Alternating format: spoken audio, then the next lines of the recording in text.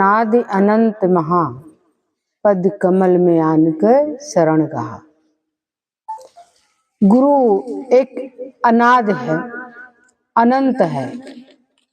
अनंत कालों से गुरु की शिक्षा दीक्षा आप सुनते आ रहे हैं कि गुरु के आने से वातावरण पवित्र हो जाता है। जहाँ पर कुछ भी कथा भागवत पुराण रखा जाता है, पहले गुरु का आवाहन किया जाता है, क्योंकि वो जगह, वो एटमॉस्फेयर पवित्र हो जाता है गुरु का नाम लेने से। तो गुरु ऐसी कौन सी चीज है कि गुरु का नाम लेने से सारी चीजें पवित्र हो जाती हैं। तो गुरु को कह दिया गया गुरु ज्ञान है, गुरु बुद्धि है, गुरु विवेक है, गुरु चेतना है, गुरु जागृत अवस्था है। तो बात अगर पकड़ में आ जाए तो फिर बात ये नहीं होगी कि गुरु किया है देह को। खाली गुरु देह में नहीं रहता है। देह में, इस संसार में झूठे लोग हैं, और उन झूठे लोगों में अगर उनको इधर बुलाना है तो कुछ कह के ही बुलाना पड़ेगा।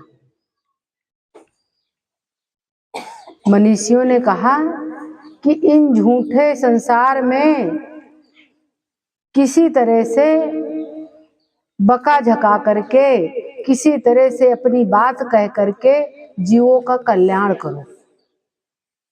क्योंकि जीव सोच रहा है कि खाली पैसे से हमारा कल्याण होगा। नहीं, पैसे बहुत हैं फिर भी सुख नहीं है। बहुत कुछ पढ़ाई लिखाई, दुकान दफ्तर सब कुछ बना लिया गया, लेकिन सुख नहीं है। तो वो सुख कहाँ है? वो कहाँ बताया गया? लोगों ने, मनीषियों ने क्या किया? साक्षात्कार किया जिसने, वो ऋषि मुनि योगी कहते क्या? वो अगम अपार अमाया है, निर्गुण है, आगे कहते क्या? वो, उसकी हम गम नहीं पा सकते हैं, उस ज्ञान की हम गम नहीं पा सकते हैं वो, और उसे साकार भी नहीं कर सकते, वो निर्गुण है। तो आगे क्या बताया जाए कि वो कैसा है? लेकिन जिसने पाया है वही जान सकता है। जिसने पाया उस धन को वही जान सकता है कि वो अपने आप में संतुष्ट हो गया। ऐसे लोग बहुत कहते रहते हैं, गाने गाते रहते हैं कि जब संतोष धन आएगा तो सब धन धूल समान हो जाएगा।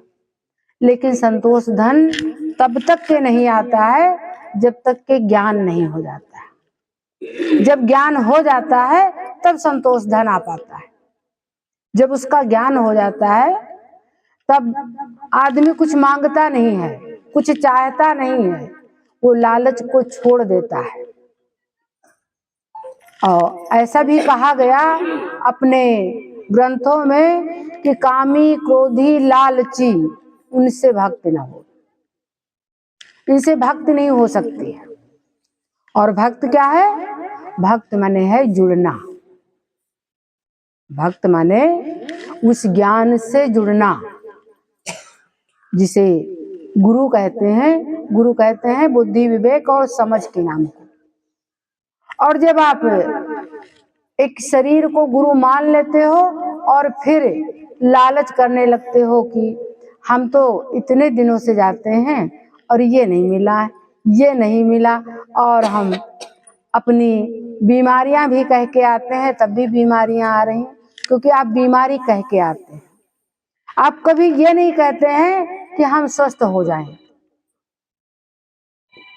आपको जो कहना है वो कहते नहीं है कि हम स्वस्थ हो जाएं। हमारे बच्चे उन्नति करें तो हम क्या कहने जाते हैं कि बच्चों का सुधार हो जाए, बच्चे नालायक हो गए हैं। तो फिर बच्चे वास्तव में नालायक हो जाते हैं, क्योंकि आप किसको ढूंढ रहे थे? आप परमात्मा को ढूंढ रहे थे। और परमात्मा को क्या कहा गया? तू अगम है। किसी ने पूछा कि हम जब मम्मी से, पापा से और अपने बड़ों से बात करते हैं तब तो गुरुजी आप लगाते हैं, लेकिन जब ईश्वर की, परमात्मा की बात करते हैं तो हम कहते हैं तू अगम, अपार, अगोचर है। ऐसा क्यों कहते? फिर उसको तू क्यों कहते हैं? क्योंकि वो हमारी ही आत्मा है। तो जब हम अपने को बात करते तो आप थोड़ी लगाते हैं, तू ही करते हैं।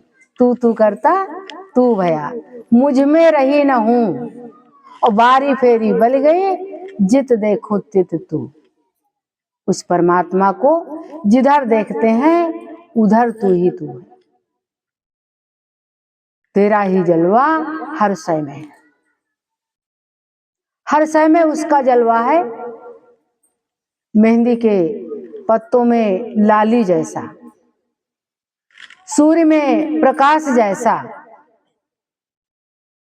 और छाया में ठंडक जैसा उसकी महिमा हर जगह है, लेकिन हम उसे देखते नहीं हैं, उसको तलाशते नहीं हैं। हम तलाशते किसको हैं?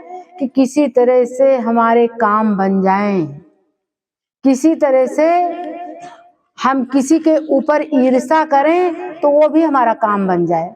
जब किसी के ऊपर ईर्ष्या करने लगोगे वो काम नहीं बनेगा। जब किसी के लिए श्राप दोगे वो काम नहीं बनेगा। इसलिए अपने गुस्सा को संभाल कर रखो। गुस्सा आपकी शक्ति है। अपने गुस्से को संभाल के रखो कि कहाँ पे गुस्सा करनी है और कहाँ पे नहीं करनी है। इसलिए आप सभी को गुस्सा बहुत ज्यादा आता है। थोड़ा सा गुस्से को संभाल के रखो, क्योंकि गुस्से से तुम्हारे घर के ही काम बिगड़ते हैं। जो चाहते हो वो नहीं हो पाता है। वो किस लिए नहीं हो पाता है? कि हर समय हम गुस्से में रहते हैं, हर समय हम एक दूसरे की ईर्ष्या करते हैं, तो हमारे काम नहीं बन पाते हैं। ईर्ष्या छोड़ना पड़ेगा, क्रोध छोड़ना पड़ेगा और लालच छोड़ना पड़ेगा। लालच के वशीभूत होकर के मधुमक्खी शहद के कटोरे पर बैठ करके और उसमें गिर गिर करके कितनी मधुमक्खियां अपनी जान गंवा डाली, आपने देखा। ना मानो तो फिर से एक कटोरे में चीनी घोल के रख दो, कितनी मक्खियां आ आके उसमें गिर जाती हैं, खाली स्वाद के वशीभूत हो करके। और हम अपनी जबान के कटुवचन के वशीभूत हो करके कितने रिश्तों को तोड़ डालते हैं, कितने रिश्ते टूट जाते हैं। हमारे जो अपने हैं वो सब बिछुड़ जाते हैं, क्योंकि हमारी जिह्वा जो है वो कठोर बोलने में लगी रहती है। और वशीकरण एक मंत्र है, तजदे वचन कठोर। वशीकरण क्या है? वशीकरण कोई मंत्र नहीं है, उसका मंत्र है जो कठोर वचन है उसको छोड़ दो और प्रेम सहित बोलने लगो। आपके वचनों में प्रेम हो। जो आप किसी की बुराई सुनते हो, हर समय ये चाहते हो कि कानों में हम सोने की बालियां पहने, कानों से जो हमारा श्रवण रंध्र है वो बहुत अच्छा हो। श्रवण सोने को भी कहते हैं और श्रवण सुनने को भी कहते हैं। तो हमारा श्रवण रंध्र बहुत अच्छा हो, भगवान की वाणी सुने, भगवान की कथा सुने। लेकिन जब गुरु के पास जाते हो तो क्या कहते हैं, वो अकथ है और उसकी यहाँ कथा चली है। वो अकथ है और हम यहाँ उसकी कथा गा रहे हैं। तो जो अकथ है उसकी कथा हम सुनने में लगे हैं। जो अकथ है, अनामय है, जिसका रूप कोई नहीं है, उसका रूप देखने में हम लगे हुए हैं, तो हम उसको ढूंढ नहीं पाते हैं, कभी भी ढूंढ नहीं पाते हैं। तो एक सरल तरीका अभी आप सुन रहे थे, एक सरल तरीका है कि सबसे प्रेम करो, किसी को धोखा मत दो, नहीं तो धोखा खा जाओगे। अगर धोखे से बचना है तो धोखा मत दो, झूठ से बचना है तो झूठ मत बोलो। आप किसी से सम्मान चाहते हो तो पहले सम्मान देना सीखो। सभी सम्मान के भूखे हैं, चाहे वो आपका बच्चा हो और चाहे आपका कोई रिश्तेदार हो, सब सम्मान चाह रहे हैं। इसलिए सबसे पहले सम्मान दो तो सम्मान मिलेगा, प्रेम दो तो प्रेम मिलेगा। जो आप बांट रहे हो इस संसार में, वो 10 गुना हो करके मिल रहा है। अब सोचो हम क्या क्या बांट रहे हैं। कभी बांट क्या रहे हो? आप सोचते हो इस घर से जब बाहर जाएंगे तब प्रेम बांटेंगे। जो घर में पत्नी है, पति है, जो आपके बच्चे हैं, वो आपको ईश्वर से उपहार में मिले हैं। जिनके पास एक बच्चा नहीं है, वो पीपल और पानी पूजते घूम रहे हैं, पीपल और नीम पूज रहे हैं। एक गुटका उठाते हैं और पीपल के ऊपर रखाते हैं, कहते हैं बच्चा होगा। तो गुटका पूज करके हम बच्चे सोच रहे हैं हमारे घर में होंगे, पत्थर जैसे। क्योंकि जब पत्थर पूजोगे तो पत्थर जैसे बच्चे होंगे, फिर वो उनके ऊपर जो भी डालते जाओ फिसल जाते हैं, फिसल जाते हैं, बच्चे फिसलते चले जाते हैं। उसका कारण क्या है कि हम जब बच्चे मांग रहे थे इस प्रकृति से, इस संसार में जो हमारी आवाज निकल रही थी वो पूरे प्रकृति में गूंज रही थी। तो उस समय पत्थर उठाए और किसी पेड़ के नीचे, किसी मंदिर में रखाए, गुटका उठाए और मंदिर में रखाए। तो अब बच्चों का हृदय क्या हो गया है? पत्थर जैसा हो गया, ईंट जैसा हो गया है। उनसे कुछ भी कहो उनको कुछ सुनाई ही नहीं पड़ रहा है। कभी कागज पूज रहे थे तो बच्चे कागज जैसे पलट जाते हैं। तो अब हमको पूजना क्या है? हमको अपने आप में जाना है, अपने मन के मंदिर में जाना है। और मन के मंदिर में जाओगे, जब शुभ विचारधारा करोगे तो हार्मोन्स आपके शरीर में ही बनते हैं। जब आप सुखमय विचार करते हो, जब खुश हो करके कुछ विचार करते हो, तो हार्मोन्स पॉजिटिव बन जाते हैं, जो आपके शरीर को ठीक रखते हैं, आपकी आवाज को प्रेम भरी बना देते हैं, आपकी आवाज में वो शक्ति भर देते हैं कि जिससे जो बात कहते हो वो अगला बात मानने को तैयार हो जाता है।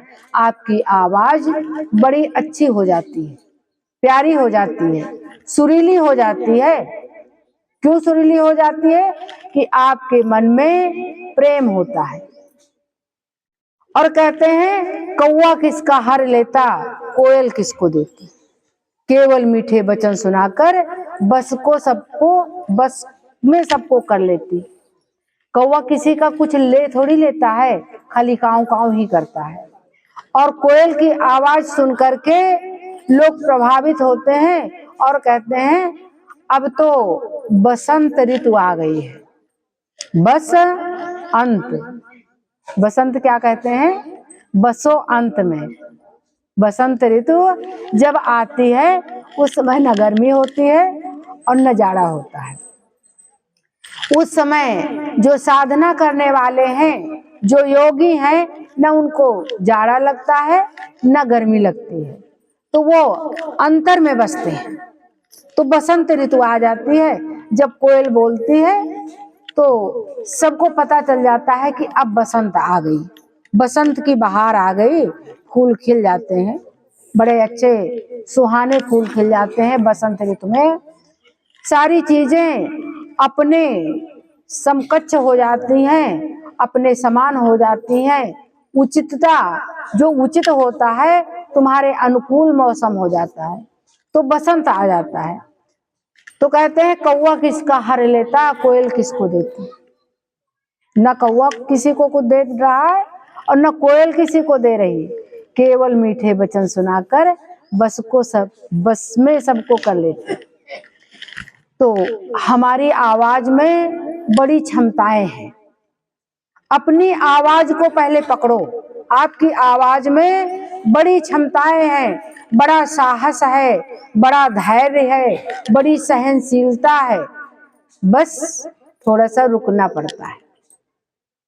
सहनशीलता, थोड़ी सी धैर्य, जैसे कोई सास बहू को डांट रही है तो थोड़ा धैर्य रखो और फिर अपने मन से सोचो कि मेरी सास क्या कह रही है, कि जब आपकी बहू आएगी तब आपको पता चलेगा। इसका मतलब पक्का हो गया कि मेरी सास आशीर्वाद दे रही है कि आपके पास बहू आएगी, आपकी बहू आएगी, पक्का हो गया। ऐसा सास का जो डांटना है वो उसको आशीर्वाद में समझो कि हमारे लिए कितना बड़ा आशीर्वाद है। जब तुम कुछ घर बनाओगी, अभी तो हमारा बनाया हुआ है, इधर उधर धूप में सामान को डाल देती हो, जब तुम बनाओगी तब पता चलेगा। इसका मतलब तुम सास से बहुत अच्छा बनाने वाली हो, इसलिए सास के मुंह से ऐसी आवाज निकल गई। तो धैर्य रख करके अपने मन में सोचो कि हमारी सास हमारे लिए क्या कह रही है। लेकिन अगर धैर्य खो करके ईंट का जवाब पत्थर से दोगे तो फिर क्या होगा, वहां पर परमात्मा नहीं आएगा। क्यों नहीं आएगा? एक भगवान का भक्त, कृष्ण का भक्त, जिसे आप भगवान मानते हो, जिसको इष्ट मानते हो, वो भगवान की पुकार कर रहा था और भगवान भोजन कर रहे थे। तो माँ रुक्मणी कह रही थी कि आप निवाला मुंह तक ले जाते हैं और फिर थाली में रखते हैं, फिर निवाला मुंह तक ले जाते हैं। तो भगवान कहने लगे मेरा भक्त जो मुझसे जुड़ा हुआ है, भक्त का मतलब है जो मेरे मन से, मेरे वचन से, मेरे कर्म से, मेरी धाराओं से जुड़ा हुआ है, वो भक्त है। तो एक मेरा भक्त है, वो मुझे याद कर रहा है और बहबल हो रहा है, लोग उसे ईंट और गुटके से मार रहे हैं, लोग उसके ऊपर ईंटें बरसा रहे हैं और मैं निवाला मुंह में कैसे ले जाऊं। मुंह तक ले जाता हूं और फिर वो हिम्मत नहीं पड़ती है कि मुंह में रखूं, क्योंकि भक्त की पुकार हमारे अंदर तक आ रही है। तो फिर थाली छोड़ करके और भगवान चले गए और फिर थोड़ी देर में वापस आ गए और मेरी थाली ले आओ, भोजन कर ले। तो रुक्मणी कहने लगी, उनकी पत्नी कहने लगी, लक्ष्मी जी कहने लगी कि ये आप क्या कर रहे थे, अभी तो भोजन करने जा रहे थे तो छोड़ के चले गए और अब आप आए हैं कि भोजन लाओ। तो उन्होंने कहा कि अब वो लोगों के ऊपर पत्थर बरसाने लगा। जो लोग ईंटें बरसा रहे थे, ईंट का जवाब पत्थर से देने लगा। तो अब वो सक्षम हो गया है, इसलिए मैं अब चला आया। अब मेरी पुकार नहीं है, अब मेरी आवाज नहीं है, मेरे लिए वो कुछ नहीं सोच रहा, अब केवल पत्थर बरसा रहा है। तो उस पत्थर बरसाने में मैं भी शामिल हो जाऊं क्या? आप क्या चाहती हैं कि लोगों के ऊपर लोगों को पत्थर का दर्द हो रहा है और उसी पत्थर में हम भी शामिल हो जाएं? जैसा कि अभी सुन रहे थे कि एक मछली पकड़ने वाले को मछली पकड़ने का यंत्र दे दिया गया तो रो नरक मिल गया। तो इसी तरह से हम कर्म करते हैं, कर्म करते समय हमें कर्म को ध्यान देना है कि कब हम क्या कहने जा रहे हैं और किसको कहने जा रहे हैं। एक आसमान आपको दिखाई दे रहा है, इन नेत्रों से दिखाई दे रहा है, इन नेत्रों की पहुंच बहुत ज्यादा है। क्यों? जहां तक नीला नजर आता है, जब हम इन नेत्रों से देख नहीं पाते हैं तो हमें नीला नजर आने लगता है, लेकिन नजर आता है। आंखें हमारी देखती हैं, लेकिन जहां वो विराट हो जाता है वहां पर नीला नजर आने लगता है। तो इन आंखों से हम आसमान को देख रहे हैं, और अगर कीचड़ उठा करके आसमान को हम फेंके आसमान पे तो किसके ऊपर गिरेगा? मेरे ऊपर गिरेगा, और हम कीचड़ से सन जाएंगे। इसलिए आपके कुछ बड़े बुजुर्ग लोग हैं, आपसे आपके सम्मानित लोग हैं, आपके श्रेष्ठ जन हैं, आप उनके ऊपर कीचड़ नहीं उछालेंगे। आप उनको सम्मान सहित, आदर सहित उनसे बात करेंगे। ऐसा सत्संग कहता है, ऐसा गुरु कहता है कि जो भी आपका सम्मानित है, जो भी सम्मान देने लायक है, जो भी हो, यहाँ पर जात नहीं आती है। धर्म मतलब होता है स्वभाव, यहाँ पर स्वभाव भी नहीं आता है। यहाँ पर आपका सम्मान आता है कि आप कितना प्रेम दे रहे हो अपने बड़े बुजुर्गों को। तो बड़े बुजुर्गों को सम्मान सूचक शब्दों से उनको बुलाओ, उन्हें सम्मानित करो। अब आप देखो, अपने आप को अपने आप परखते चलो कि हमारे अंदर कितने गुण आ गए हैं और कितने गुण बाकी बचे हैं, कितना हम गुरु से जुड़ गए हैं और कितना हम बाकी हैं। गुरु से जुड़ने के लिए क्या क्या है? कहा गया मोर तोड़ की माया रसरी प्राणी फांस फसाने, और तोड़ के रसरी हो गए न्यारे, अब काहे को भरमाने। मैना हो गई सच्ची मैना, मैना मैना रे मैना। जीव कहता है मैं नहीं हूं, मैं नहीं हूं, मैं तो आत्मा हूं। जीव इसलिए हो गए हैं कि हम संसार में सांसारिकता बरत रहे हैं, तब हमें जीव दिख रहा है, लेकिन वास्तव में हम जीव नहीं हैं। मैं नहीं हूं, मैं नहीं हूं, मैं नहीं हूं। मैना तन पिंजरे में रहकर फिर भी कहती मैना, मैं नहीं हूं। और दूसरा शब्द है बकरा मैं कह गला कटावे, मैं कर्मी में आवे, फिर भी मैं कहता है। जब गला कट जाता तब भी मैं कहता है। और मैना मैना बचन सुनावे, बेसन शक्कर खावे, कितनी प्यारी है मैना। तो ये मोर तोड़, जो ये मेरा है और ये तुम्हारा है, ये मेरा है ये तुम्हारा है, ये गुरु का था ये मेरा था, ये मोर तोड़ ने क्या किया? प्राणी उसके फांस में फंस करके गुरु से अलग हो गया, ज्ञान से अलग हो गया। गुरु नाम खाली इस शरीर का नहीं है, उस ज्ञान से अलग हो गया, उस तत्व से अलग हो गया, उस जागृत अवस्था से अलग हो गया, वो सुसुप्ति में चला गया। और अब कहता है जब नवरात्र का पक्ष आएगा तब देवियां जागेंगी। देवी अनवरत जाग ही रही हैं आपके अंदर, जितनी भी शक्तियां हैं वो देवी ही है। जितनी भी शक्तियां हैं आपके कंठ चक्र में दुर्गा का स्थान है, और नीचे जितनी देवियां हैं सब उनका स्थान है।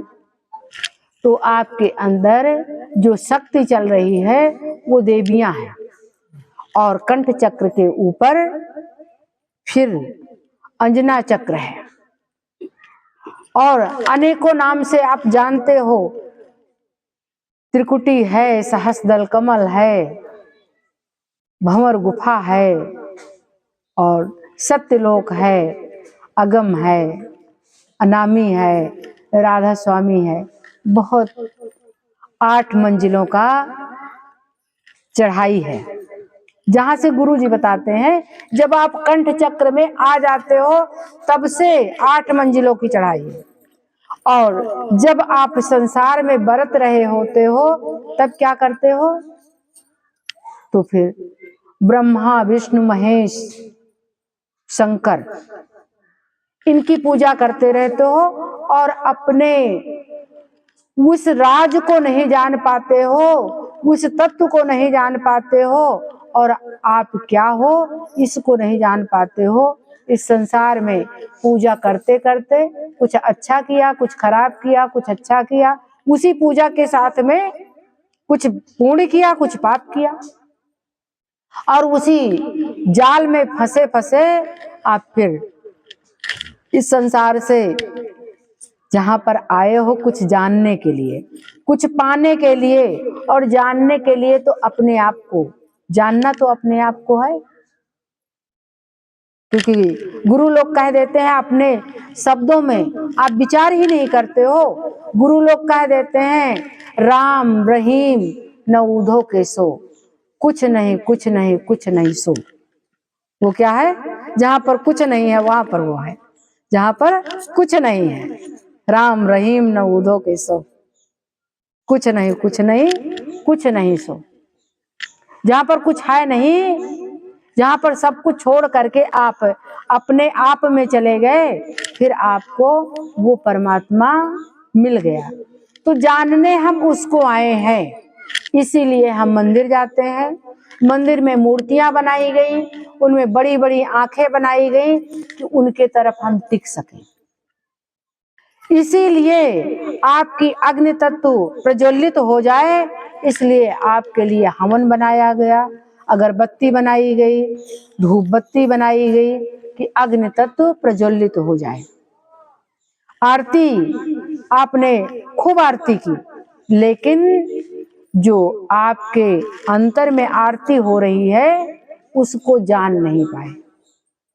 जो मन से आरती करनी थी उसे नहीं जान पाए, क्योंकि यही बाहर बाहर आप फंसे रहे, बाहर बाहर ही आरतियां गाते रहे और कहते रहे कि हम कुमती हैं, हमारी मति कुमति है, इसलिए हम आपको जान भी नहीं सकते हैं। आप ही सब कुछ हैं और आप हमारा कल्याण करना। तो जब तक किसी से कल्याण मांगोगे तब तक कल्याण नहीं होगा। एक ये मुख्यता है, चाहे इसे मंत्र ही कह लो। जब तक लोगों से मांगते रहोगे, जब तक लोगों से कहते रहोगे कि मेरे बच्चों को ठीक कर दो, मेरे बच्चों को ठीक कर दो, तब तक बच्चे ठीक नहीं होंगे। पहले आप ठीक करो, पहले आप अपने बच्चों की तारीफ करो, पहले आप अपने चीजों की तारीफ करो, पहले आप कहो कि हमारे में क्षमताएं हैं, हमारे अंदर शक्तियां हैं, हम कुछ भी कर सकते हैं। पहले आप तो जानो अपने आप को। आप कहते हैं कि हम तो बेकार हैं। हे प्रभु, हमारे अंदर वो क्षमताएं नहीं है, हमारे अंदर वो शक्तियां नहीं है। तो पहले अपनी शक्ति को जानो, और वो शक्ति जानने के लिए कोई नाम लेना पड़ेगा गुरु से। गुरु नाम वाम देता नहीं है, सीधे सीधे आपको आपके लोक से मिलवा देता है। लेकिन किसी गुरु को तो पकड़ना पड़ेगा और उसके ऊपर भरोसा करना पड़ेगा। बिन विश्वास न हो दृढ़ाई, बिना विश्वास के दृढ़ाई नहीं आती है। तो उसके ऊपर भरोसा करना पड़ेगा कि जिसको हम पकड़े हैं वो पूरा है। किस तरह से? एक बार एक गुरु जी के पास एक शिष्य चले गए। उन्होंने कहा कि हम बहुत दिन से गुरु ढूंढ रहे हैं, तो बताइए हमारा कल्याण कैसे हो, क्योंकि उन्हें पता नहीं था। तो उन्होंने कहा कि कल सुबह उठना और घर से बाहर निकलना, जिसके दर्शन हो जाएं उसको प्रणाम कर लेना और उसी को मत्था टेक लेना और कह देना महाराज कुछ ऐसा मंत्र बता दो, कुछ ऐसा उपाय बता दो जिससे हमारा कल्याण हो जाए। तो घर से बाहर निकले तो जैसा कि अभी आप सुन रहे थे, एक मछुआरे का दर्शन हो गया जो मछली पकड़ने जा रहे थे। उनसे कहा हम आपको अपना गुरु मान लिए हैं। तो उन्होंने उसमें से कुछ निकाला, एक गुड़िया दे दी और कहा ले जाओ पहन लो जाके। लेकिन फिर वो उनके पास चले गए, एक जो श्रेष्ठ जन थे उनके पास चले गए और कहा कि आपने कहा था तो ऐसा हमने तो गुरुजी किया, लेकिन बात क्या थी, मछुआरे के दर्शन हो गए, तो अब बताओ हमारा क्या होगा। तो कहा मछुआरा क्यों कह दिया, आप तो 84 में चले जाओगे। जब गुरु कर लिया तब मछुआरा क्यों कह दिया, आप तो 84 में चले जाओगे। तो कहा फिर कोई उपाय बता दीजिए। तो कहा कि चले जाओ उनसे कह दो कि हमारे गुरुजी ने कहा है मेरी 84 काट दो। तो उन्हें तो कुछ पता नहीं था। उन्होंने कहा ठीक है गुरुजी ने कहा है तो, और कहा कि एक कागज पे 84 बना देना और कह देना इसको काट दो। उन्होंने काट दिया। कहा फिर आ गए, कहा कि गुरुजी उन्होंने काट दिया। तो कहा ठीक है अब 84 से मुक्त हो गए। तो इसी तरह से जब आप किसी को पकड़ लेते हो, किसी को मान लेते हो, तो पहले उसका भरोसा करो, पहले उसका विश्वास करो और मंत्र जाप मम दृढ़ विश्वासा। तो मंत्र जाप जो मंत्र है, जो गुरु ने आपको एक कोई मंत्र बताया है, कौन सा मंत्र बताया है वो आप जानो कि गुरु ने आपको समय समय पर कौन कौन सा मंत्र एक नहीं हुआ करता है। इस संसार में रहने के लिए हर समय कोई न कोई मंत्र गुरु बताता है कि इस राह पे चलो।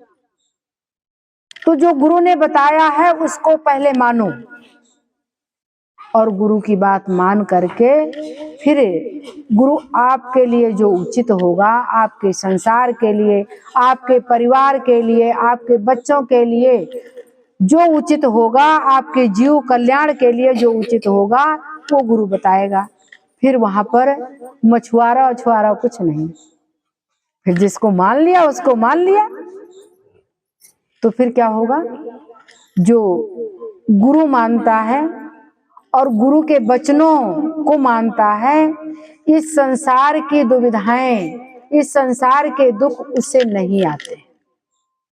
जो गुरु को मान लिया है और गुरु के वचनों के ऊपर चलता है समय समय पर, ऐसा नहीं कि अब आज तो गुरु को मिल लिया अब हम जा रहे हैं, अब 10 साल बाद आएंगे। तो 10 साल के पहले आपके घर में आपके बेटे बेटों की शादी होगी, आपके घर में बहुत सारे कार्य करने पड़ेंगे, आपके घर की उन्नति होगी, बच्चों का एडमिशन कराना पड़ेगा, बच्चे कुछ बन जाएंगे, तो आप 10 साल बाद आओगे तो फिर काम नहीं चलेगा। मिलते रहो, अपने काम बताते रहो, गुरु से मिलते रहो और अपने काम बताते रहो, तो फिर क्या होगा, जो गुरुमता है वो कभी निराश नहीं होता, और जो निराश हुआ वो गुरु का दास नहीं। जो निराश हो गया कि हम गुरु भी कर लिए अब हम दुखमय भी हैं, तो फिर कुछ ऐसे काम आप कर रहे होंगे जिससे दुखी है।